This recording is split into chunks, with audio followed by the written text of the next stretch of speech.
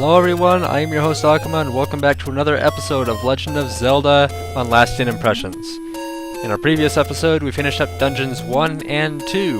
Today we are going to head over to Dungeon 3, and probably 4 as well.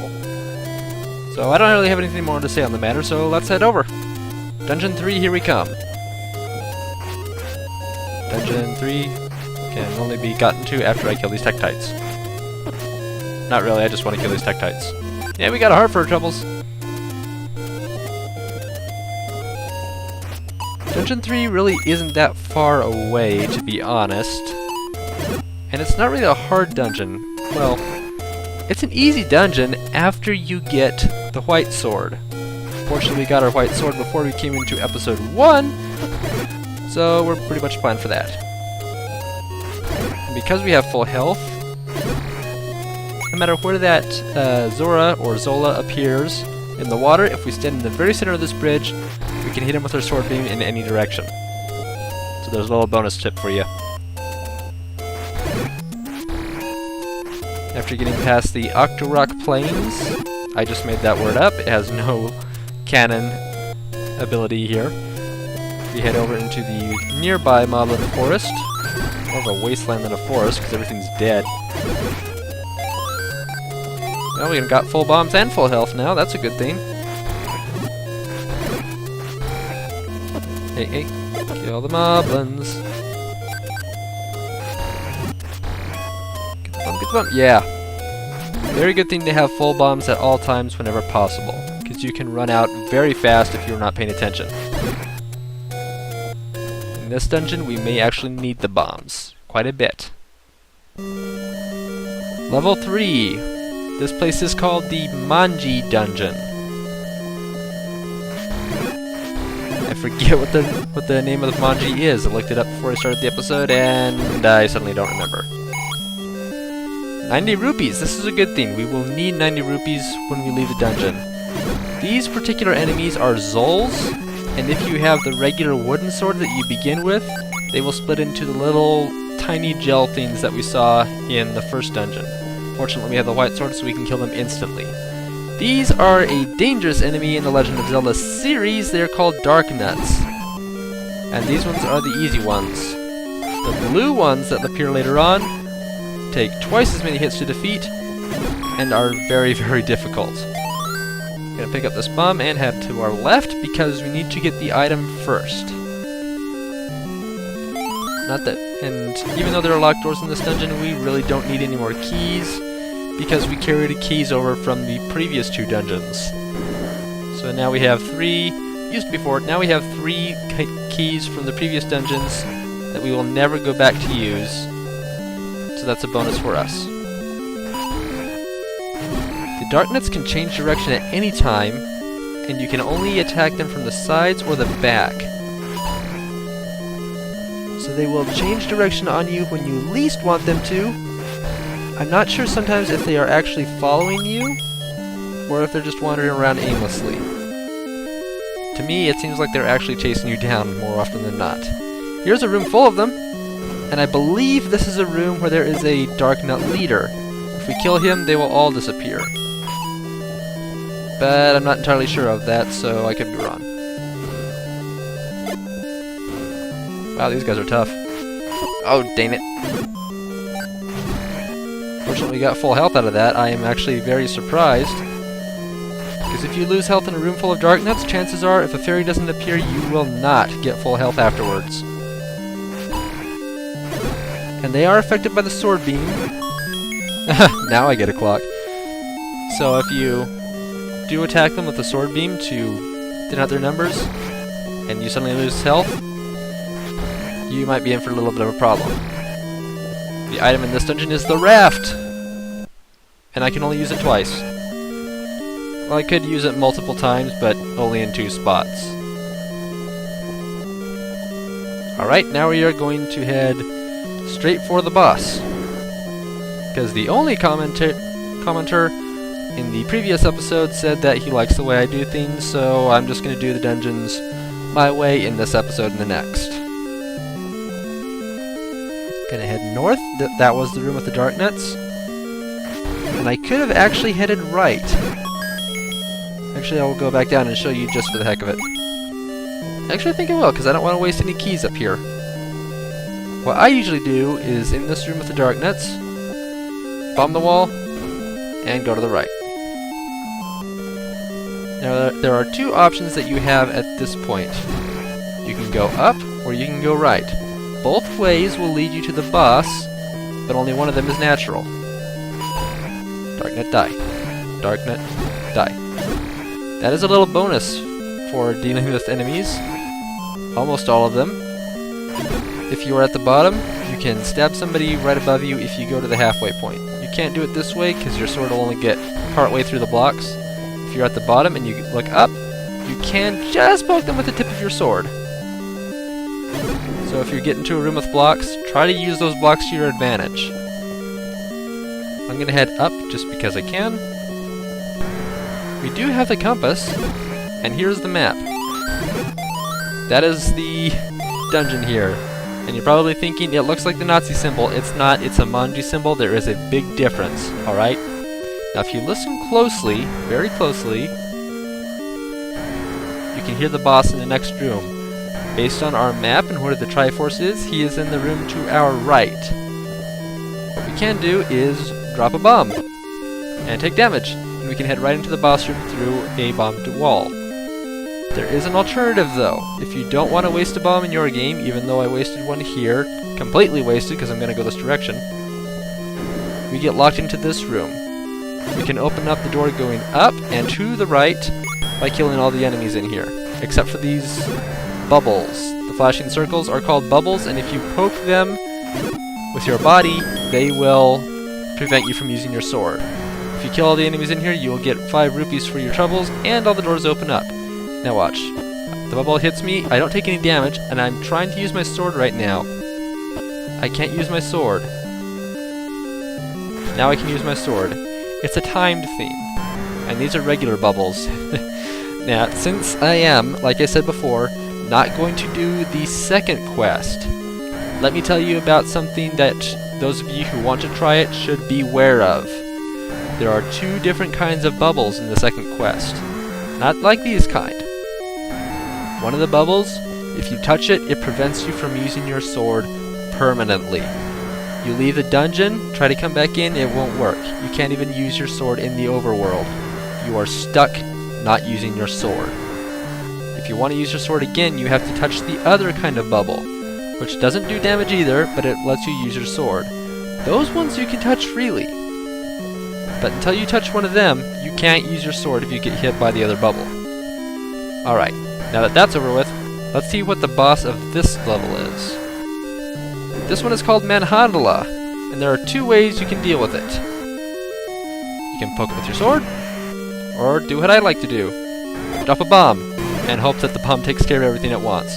It's possible to take this guy out in 1 hit from a bomb, and he moves faster the more claws/appendages he loses. Fortunately, I got them all on the last one. If there was just 1 left, it would be extremely difficult for me to finish this dungeon. We got the heart container, now we head up, and boom, another piece of the Triforce. See how much of the map we didn't get to? The only thing in those areas is an old man's wisdom telling us that we needed to go get the white sword, and a whole bunch of keys. But still, at the end of the dungeon, we have 4 keys left over, just as much as we came in with, so the rest of it is pretty much pointless.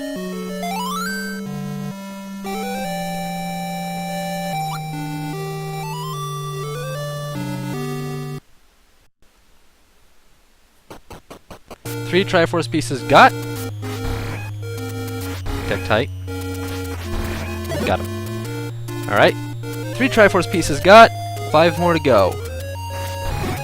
Moblin Genocide. With 1 exception.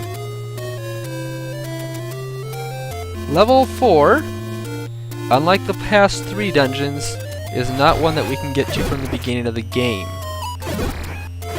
The savvy among you might have already figured out why. I will wait to show you until we get there. Just gonna head to the right.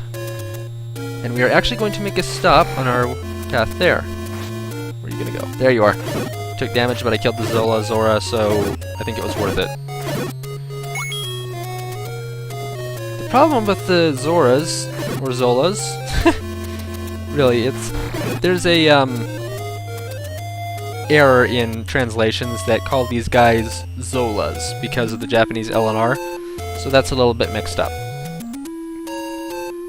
So I think that these guys should be called Zolas or River Zoras, and then the friendly creatures are called Zoras, which first appeared in Ocarina of Time.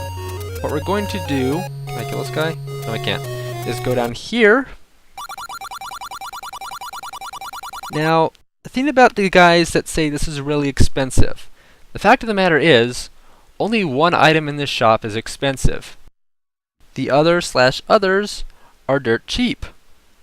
For example, this heart, 10 rupees. That's the base price. All hearts in this game are 10 rupees no matter what store you go to.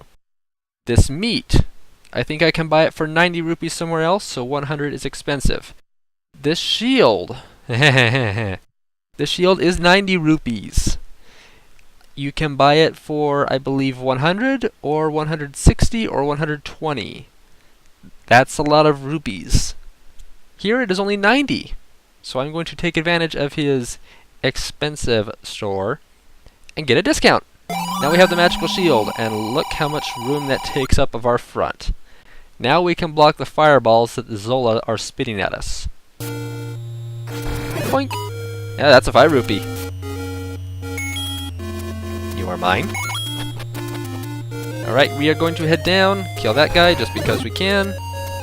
I am a murderer. Kirby, what have you done to me? Kill him again. Oh, he evaded it! He evaded it! Alright, I'm done. Use the raft to head up one screen, and there it is, level 4. We could not get to level 4 if we did not pick up the raft in the previous dungeon. Hello, level 4! Gonna head to the left first. If we take out all the bats in this room, and I don't have to be in this room, I just wanted to come in here, simply because I like killing bats. We'll get a free key, not that we needed it, and keep on going. If you're having problems with Dungeon 8, you will actually want to pick up as many keys in these dungeons as you can. Alright, these guys are a pain. After you stab them with your sword, they will turn into 2 bats.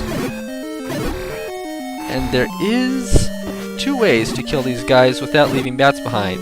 The first way is to drop a bomb and blow them up. The second way is to get the ultimate sword, the magical sword, which does 4 points of damage where this one is only doing 2. Pretty sure there's nothing in that previous room. Maybe the compass? I'm not sure. I don't care, because I'm just going to do this dungeon my way. Now the bats are dead. It wasn't really worth it. We lost some hearts. And now we have a dark room. Dark rooms can only be lit with a candle. Spit out the candle, and the room is lit up. Awesome. Now I got 2 of these guys coming up on me, so I'm going to drop a bomb. Boom. Done. And the thing about them turning into bats, if you kill the bats, you don't get an item afterward. But kill them with a bomb, and there is a chance you could get an item, like with every other enemy. All bats, no matter what their type in this game, will never leave you an item. Hello? I can actually get through this room without a candle, because instinctively I know the way. Gonna kill a couple of these guys. There's going to be a puddle in the middle of the room, and 2 on either side. Watch. Yep, called it. These guys are easy to kill. I'll grab the free key because it's here. They didn't leave me very much items. Oh well, that's a shame. See if I can kill one of these guys before we go too far. Now because I have the blue candle, I can only use it 1 time in a room, and that's it. It's done. The red candle that I have the option of getting later on, but don't need, I can use multiple times in a room. But it's not really needed, so I don't know if we're going to pick it up afterwards. Let me know in the comments if you want me to grab it. Come on. Now with all these guys being clustered near the end here, I'm going to try to get them all. Alright, we got 3, not too bad. After we turn them all into bats, we can just use the boomerang to kill them from a distance. Very awesome. Open the door to the right, and it's a dead end. Terrific. Alright, these enemies down here that look like a stack of pancakes, they are like-likes. Anybody know them from other dungeon games? Remember what they do in other Zelda games? I call them dungeon games, I don't know why. They will eat our shield. Not right away, though. We have a chance, after we stab them, come on, after they eat us, to kill them quickly enough and keep our shield. But if they take our shield from us, in other games, you can get your shield back after killing them. In this game, no such luck. If they eat your shield, it's gone. It's just gone. You have to go buy another. Fortunately, it looks like this time we took them all out. But if we push this block, it's not a dead end. There is a stepladder leading down to treasure room. Awesome. Kill a couple bats here. We got the stepladder. Oh, I love this item. I love this item. Unlike the raft, which you're only going to use twice in this game, not counting going forward and back, I guess it's actually 4 times, the stepladder can be used in places like this to quickly and efficiently cross the water. We didn't even have to fight with those guys. Alright, do you remember what this room is like? There's a big puddle of water going across the center at the top. Since we already know that, we don't need the candle, and since we have the stepladder, we can walk right across it and head up. Now, just because I want to show you guys what we're going to be missing out on, I'm going to go to the right here and grab the map. Now, we could have unlocked the door down there and gotten into the room earlier, but, funny thing about that, yeah, this room is completely inaccessible. Let me show you why. And I really hate these layout rooms, because these rooms are a tease. Remember what I told you last episode about sometimes if you enter a room and you see the map or the compass and you can't grab it? Well, this is one such room. If we came in from the bottom, we would have completely wasted the key. But now we got the map. Yay! And if you look up on our map, there's actually a black spot in the center. Actually, if we go up in this room, we will fight another manhandler from the last level's boss. Now, I think I will try it, actually, because if you beat this one, you will get 4 bombs. This is very risky. I only have 1 bomb, so I think it's worth it. Oh boy, there's only 1 left. Now there's only 1 left. I have the magic shield. I don't know if I can block this guy's fireballs. I really don't know. We just need to... Got him. What? He didn't leave it? I thought he left us a bomb. Well, that sucks. If we bomb the room to the right, we will be able to go inside that black room, and there are, what is it, 5, 9, 11 rupees in there. And from there we can bomb another wall in any direction, and pretty much skip this guy talking. Walk into the waterfall. Yeah, we don't want to walk into the waterfall.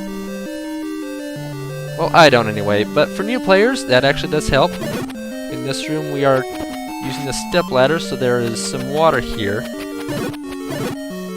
Actually, this would be a good time to show you something else about the step ladder that you can probably figure out on your own. But I think I should just show anybody who's not experienced with this game. And I know there are some people watching who do not know this game, so I'm going to just put it out there. Of course, I'm sure a lot of people can figure this out on their own, but whatever. There we go. We can only use it on 1 space at a time. Up, right, up, right. Yeah, it's not going to work. And in some places... I guess this isn't one here. But if we go to the right and then I try to go up, I don't think it'll work. I think that you can only go straight across with a step ladder from where you started. More dark rooms. Oh boy, that is actually a very good trap.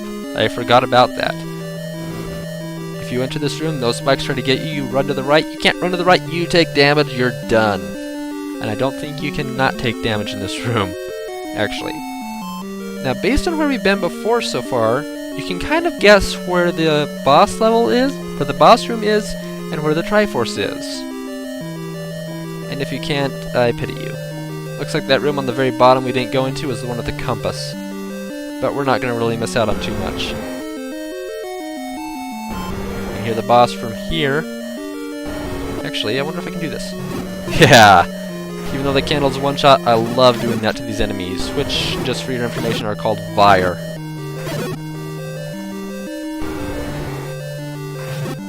Oh boy. How many hearts do I have? 6?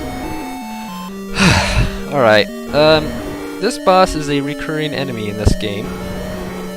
But you only fight him in 3 places. In 2 levels, he is a boss. In the other, he is a mini-boss. And even though you can fight him 3 times, there are 3 different incarnations of him, all getting stronger over time.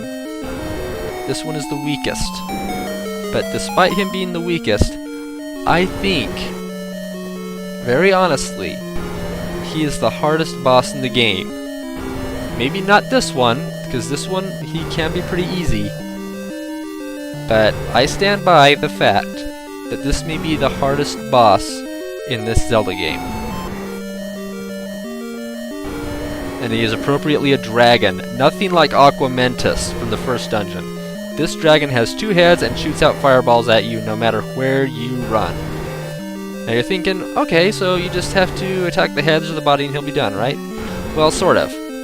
And I'm just running back and forth because I'm trying to talk here and I don't want to finish this boss off before I'm done.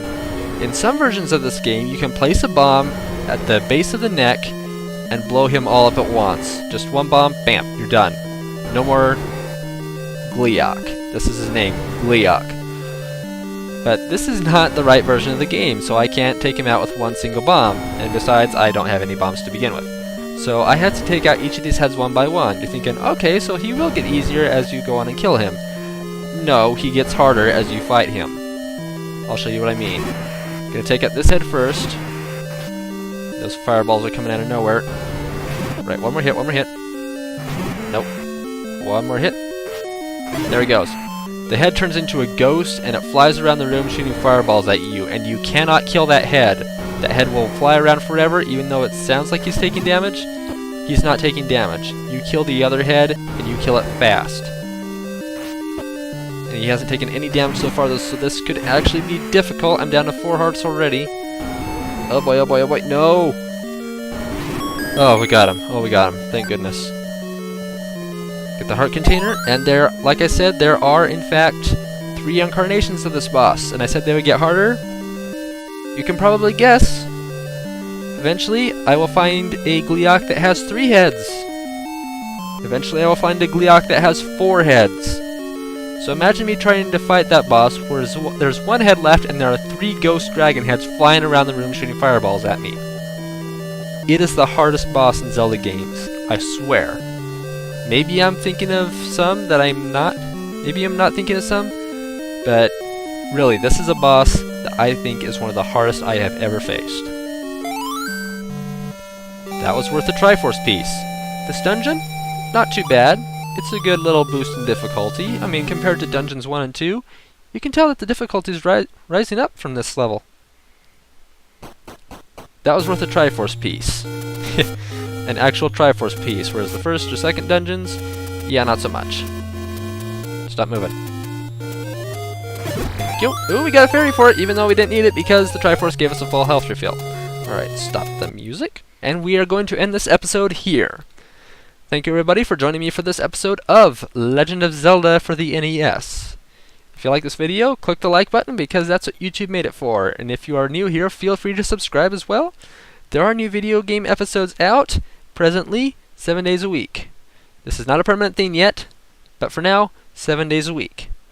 And come back tomorrow when we will continue Legend of Zelda, heading into Dungeon 5 after we do a little bit of collections. See you then.